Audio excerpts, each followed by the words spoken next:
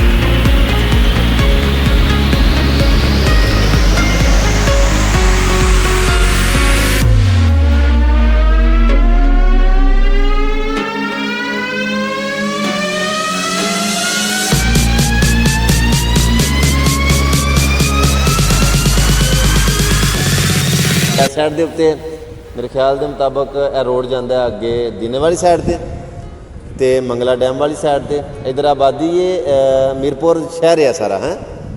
ਇਹ मीरपुर शहर इधर कैमरा करो थोड़ा जिहा, कैसा खूबसूरत मंजर है। तो माशाल्लाह जी क्या बात क्या कहने। और वाह वाह वाह ਇਹ ਸਾਰਾ डैम है। बहुत शुक्रिया मीरपुर वालियां दा एक बार फिर आखिर दे उत्ते मैं बहुत ज़्यादा शुक्रिया अदा करना आज़ाद कश्मीर वालियां दा बहुत बहुत बहुत शुक्रिया मीरपुर वालियां दा। मैनू बहुत ज़्यादा प्यार मिलिया, बड़ियां सारियां मुहब्बतां मिलियां, बड़ियां सारियां चाहतां मिलियां। और माजरत उन्हां कोलों जिन्होंने मैं इन्फॉर्म नहीं कर सकिया, स्टेटस वगैरह लगा के उन्होंने मैं दसिया नहीं कि मैं आन लगा। फैसलाबाद की केड़ी कोई मशहूर चीज़ ਘੰਟਾ ਘਰ ਨਹੀਂ ਵੇਖਿਆ? ਨਹੀਂ 8 ਬਾਜ਼ਾਰਾਂ ਨੇ ਉਹਨੂੰ ਚੱਕਰ ਪਾਇਆ ਘੇਰਾ ਤੇ ਦੌੜ ਨਾ ਜਾਵੇ, ਇਕੱਲਾ ਖੜਾ ਉੱਥੇ ਐਂਦੇ ਕਰਕੇ ਖੜਾ। अच्छा फैसलाबाद दी इस तो अलावा कोई मशहूर चीज़? ਲੱਸੀ ਉਹ ਕੀ ਹਿਸਾਬ? ਬੰਗਾਲੀ ਵਾਲਿਆਂ ਉੱਥੇ ਇੱਕ ਬਾਜ਼ਾਰ ਦੇ ਨੁੱਕਰ ਤੇ ਹੈ ਨਾ ਮੰਟਗੋਮਰੀ ਦਾ। ਅੱਛਾ ਲੱਸੀ ਮਸ਼ਹੂਰ ਹੈ ਉਹਨਾਂ ਦੀ। ਬੰਗਾਲੀ ਵਾਲਿਆਂ ਦੀ ਲੱਸੀ, ਪਹਿਲਵਾਨਾਂ ਦੀ ਕੜਾਈ। ਅੱਛਾ ਉੱਥੇ ਪਹਿਲਵਾਨ ਕਿਹੜਾ? ਉੱਥੇ ਗੁਜਰਾਂ ਦੇ ਪਹਿਲਵਾਨ। ਓਏ ਉਹ ਗੁਜਰਾਂ ਚਾਈਨਾ ਦੇ ਭਲਵਾਨ ਆ ਗੁਜਰਾਂ ਵਾਲੇ ਅੱਛਾ ਫੈਸਲਾਬਾਦ ਦੇ ਜੁੜਦਾ। ਪਹਿਲਵਾਨ ਦੀ ਕੜਾਈ ਇੰਜ ਕਰਕੇ ਉਹਨੇ ਪਕਾਈ ਤੇ ਅਸੀਂ ਇੰਜ ਕਰਕੇ ਖਾਈ। ਨਹੀਂ ਨਹੀਂ ਹਾਏ ਹਾਏ ਹਾਏ ਕਿਆ ਸ਼ੇਰ ਬਣਾਈ। ਕਿਹੜਾ ਪੱਲਿਓਂ ਖਾਦੀ ਆ ਕੇ ਘਰ ਜਾ ਕੇ ਨਹਾਈ। अच्छा जी माशाल्लाह। अगर सियालकोट आओ, ਸਾਡਾ ਟਾਈਮ ਬਰਬਾਦ सियालकोट ਦਾ ਮਸ਼ਹੂਰ ਚੀਜ਼ ਅਸੀਂ ਤੁਹਾਨੂੰ ਪੁੱਛੋਗੇ ਤੇ ਕਿਲਾ ਕਹਾਂਗੇ। ਸਿਆਲਕੋਟ ਦਾ 에어ਪੋਰਟ ਮਸ਼ਹੂਰ। ਸ਼ਾਇਦ ਉਸ 에어ਪੋਰਟ ਸੀ ਸਾਡਾ 에어ਪੋਰਟ ਨਾ ਕੀਤਾ ਲੈ ਉਹਦੇ ਬਾਅਦ ਸਾਨੂੰ ਅੱਛੇ ਵੀ ਹੈ ਕਿੱਲਾ ਸੀ ਕਿ ਕਿੰਨਾ ਸੇ ਮੱਝਾਂ ਬੰਨਣੀਆਂ ਜਾ ਕੇ। मीरपुर ਦਾ ਕਸ਼ਮੀਰ ਜੀ ਤੁਹਾਡੀ ਮਿਹਰਬਾਨੀ, ਤੁਸੀਂ ਆਏ ਟਾਈਮ ਕੱਢਿਆ ਤੇ ਮਹਿਮਾਨ ਨਵਾਜ਼ੀ ਨਾਲ ਸਾਨੂੰ ਮੌਕਾ ਦਿੱਤਾ। ਅਸੀਂ ਜਿਹੜਾ ਤੁਹਾਡਾ ਸ਼ੁਕਰੀਆ ਅਦਾ ਕਰਨੇ ਆ। ਇਹ ਛੋਟਾ ਜਿਹਾ ਜਿਹੜਾ ਨਾ ਥੈਂਕ ਯੂ ਸਰ। ਤੋਹਫਾ ਮੁਹੱਬਤ ਬੜਾ